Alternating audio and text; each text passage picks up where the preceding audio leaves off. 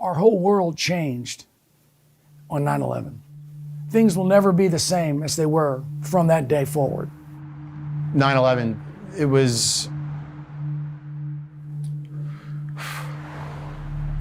with PTSD and mental health, we're just now seeing the waves and side effects of it over the last 20 years. I was at the United States Military Academy at West Point at the time. I got to my room and my roommate said, turn on television, the Twin Towers are on fire.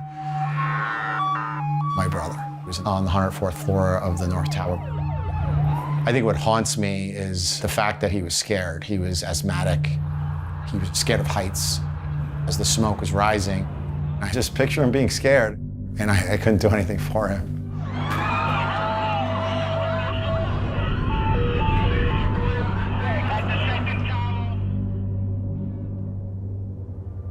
I said to myself, okay, now I know why I came to West Point and why I'm going to go to the Army and go into the military. At 21, after your brother being killed, the anger was billowing up. I was very gung-ho to go to Iraq.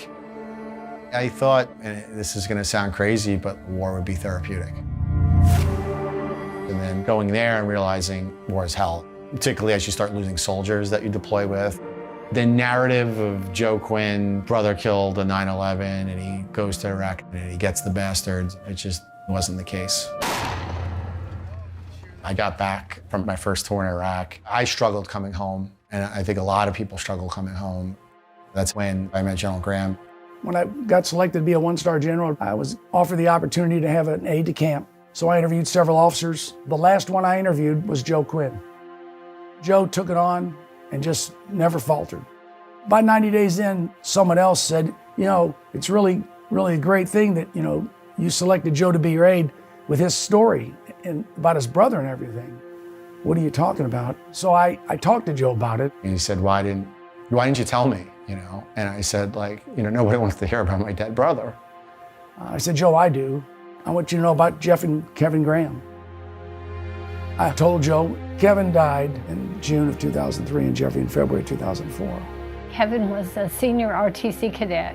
He hit a wall with depression, with the stress of RTC and pre-med, and we lost him. We knew he was sad, we just didn't know you could die from being too sad. And we'll never get over not knowing. Like, how we didn't know?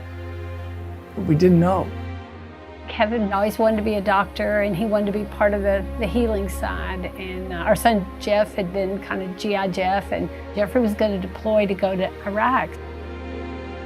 He was on foot patrol. He was in lead, saw something that didn't look right up on the bridge, so he stopped his platoon, and when he did that, the enemy detonated the IED by cell phone. He didn't come home alive, and neither did Roger Lang from New York City.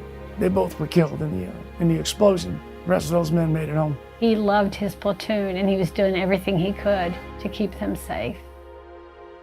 We were able to kind of bond over losing people you love in a horrific manner, which all three of them died.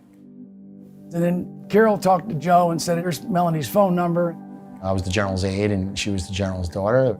Just her existence humbled me. All of a sudden, to know that this woman exists that lost two brothers. It's almost what brought us together, almost tore us apart, because we never really truly dealt with that underlying trauma of our brothers being gone.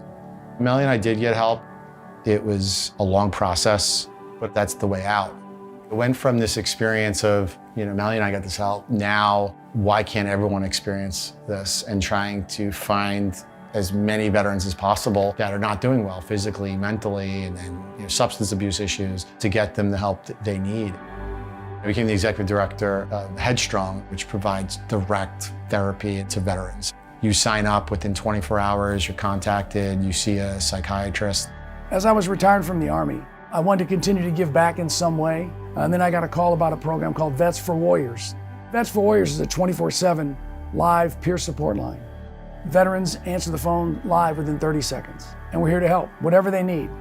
Whatever other resources they might need, we connect them and support them in every way we can. We want to get help for you. And the only way we're able to continue to grow, to reach more and hire more veterans to do this, is because of organizations like Boeing that have been willing to provide us grant funding to help so many of our service members and veterans and their families.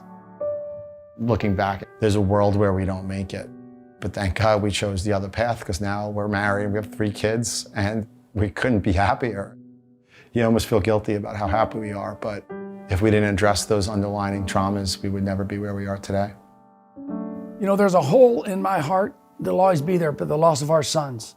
To me, it'll never be a weakness, it'll always be a strength, because there's more we can do to help others.